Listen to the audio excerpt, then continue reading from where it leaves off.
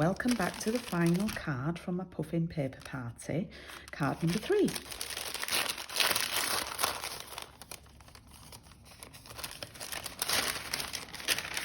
So let's see what we have in here. Got some ribbon for this one, which is the pale papaya. And we have a pool party card blank. We have a smaller, slightly smaller than the first card, stitched so sweetly rectangle. And then you've got some scrap, which is for doing this happy birthday. All right. So let's get cracking with the card. Now I'm going to use some more papers. And I'm going to use this one. Okay. I love spots and I love pool party, so this is right up my street. And I'm also going to use this piece. So let's cut the papers first. So we're going to cut this to 10. Again, I'm putting it in landscape.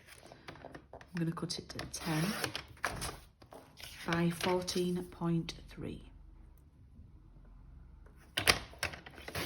Okay. So that's for my background. Yep. And then I want a piece to go across the middle, like I've got here. But I actually think I'd quite like the stripes going down this time, vertical.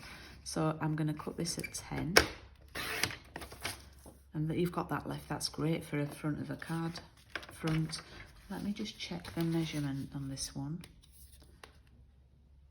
It's 10 by 3.5, so I'm going to cut this at 3.5. So that will go like that on my card. Now, you may notice that on here, I've got a little bit extra. Now that's hard to do if you don't have these dies, because when you put it in your machine and you cut using the top of the die. However, we had a little piece, Julie, where have you put it? We had a little piece left over. I think it may be this piece. And if you wanted to decorate the top of the stitched die, then I'm going to show you how to do it. So I'm going to decorate it in between the stitches. So they are 5.5. And I might, how deep is this? Right, I'm going to probably just do it 5.5 by 1.5, or maybe just a little bit bigger. So if we cut it to 5.5, you don't have to do this, this is optional. And then just cut it just beyond 1.5. Be careful when you've got it in your trimmer. And basically, we can have a little decorated piece in there like that, if you want to. It just adds a little bit of extra colour. Yeah? Onto the card. So we are going to glue excuse me, this stripy piece onto the spotty piece, and it's going to go in the centre. So just eyeball it, and if you want to, before your glue dries, mine's probably dried now. Yeah, it's not too bad actually, that. Can, there we go. And while we've got this, we can actually tie our ribbon around it. Now I always tie mine upside down, and I want it, when it's upside down, I want it to be at the left, but it will be the right when we turn it the right way up. So you want more of your ribbon over to the right, because you're going to bring it all the way over here. If you don't want to do ribbon, that's absolutely fine. Pull it quite tight, your paper will curl up. And I'm going to do a loop and another loop, and I'm going to fold them over, cross them over each other, push the right hand one back through the hole at the front, let the tail of the ribbon flip over and pull.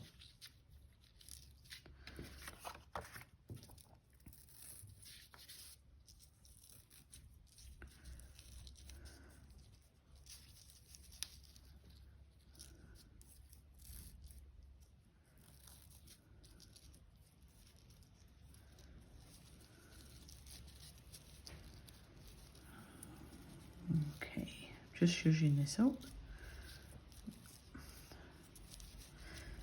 It's not going where I want it to today, but that's all right. That's fine. That's okay, look at that, that's fine. So let's trim that off.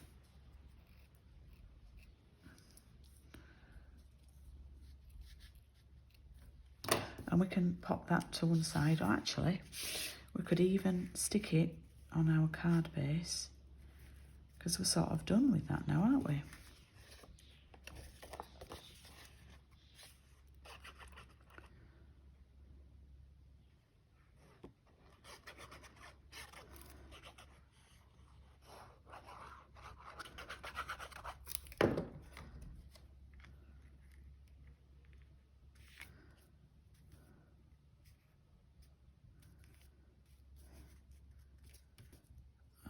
Okay, we'll glue that down.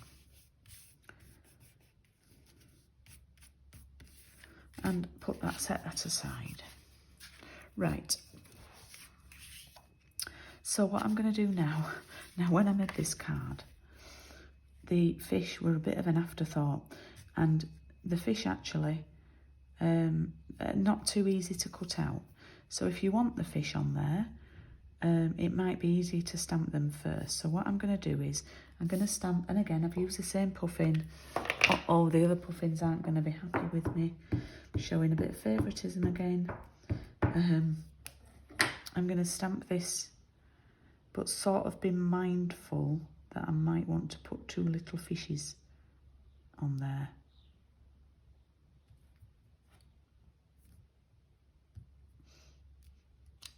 There we go. There could be flying fish, I suppose. So I'm going to grab my little fishy stamp.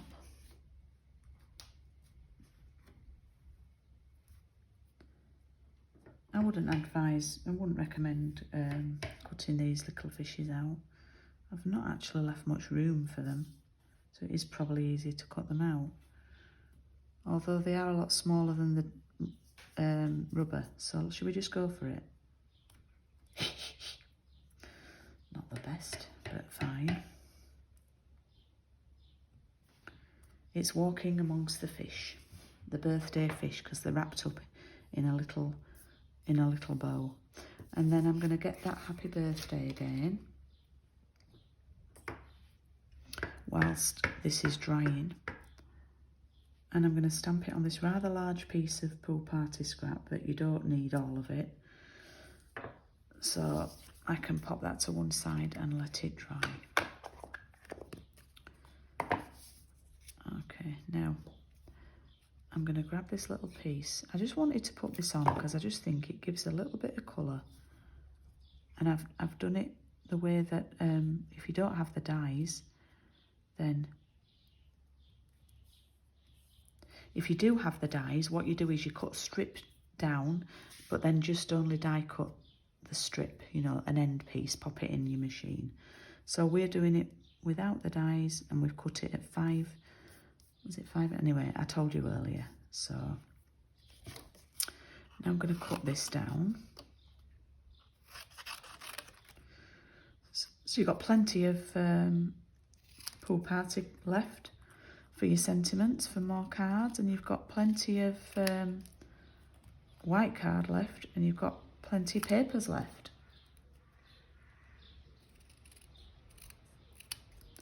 So I'm going to do a little birthday to go like that.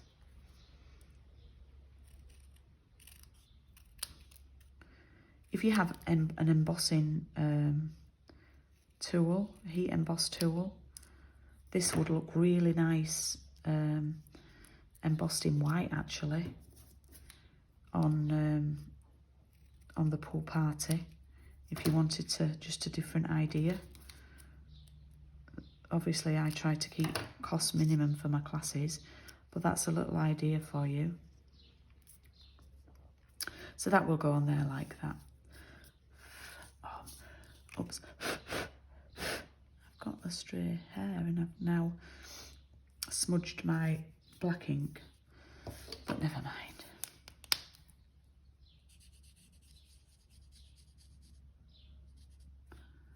So I'm just going to colour these in with the dark pumpkin pie.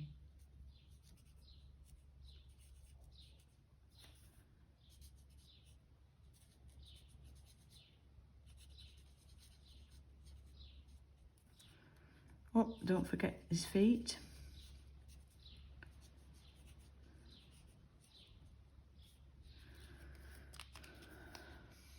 I've actually coloured them in a lot darker.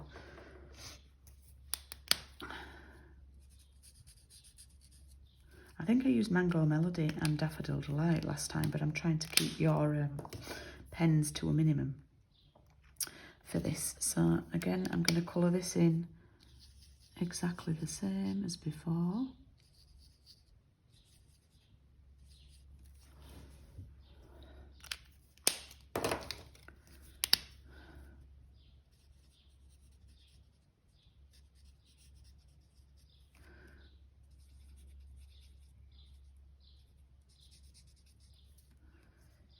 Oh, let's do one in pink.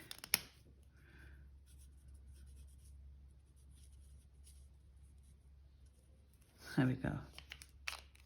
It's got 2 birthday presents of some little fishes. Right, so this is going to go over our card like that. And I am going to layer this up with foam pads, dimensionals.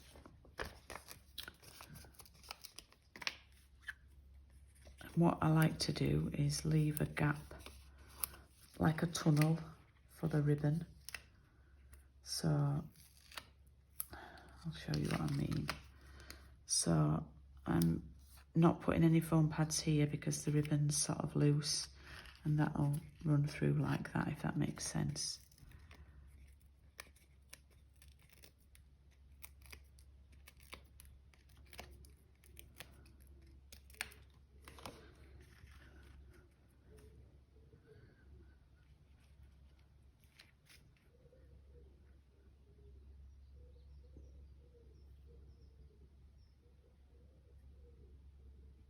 What I like to do is look at the scallops, and I was sort of counting them in my head then to see if it was level.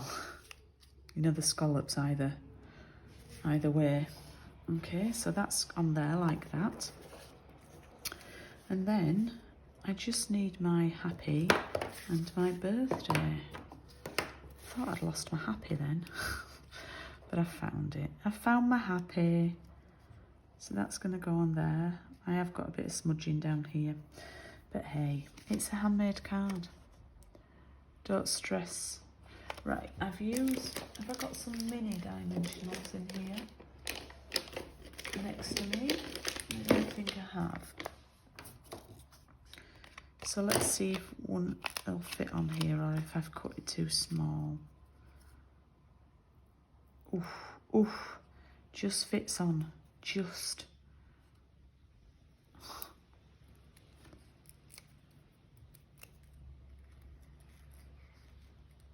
So I'm going to do that on an angle like that. And then I'm going to do the happy sort of going the other way.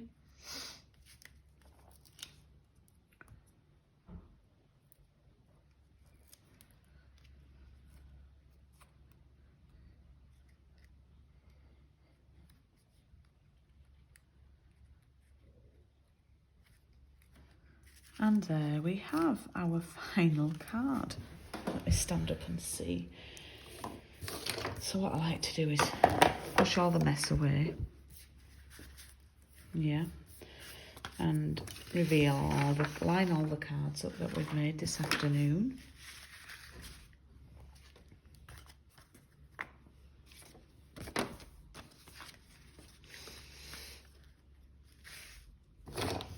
Like that.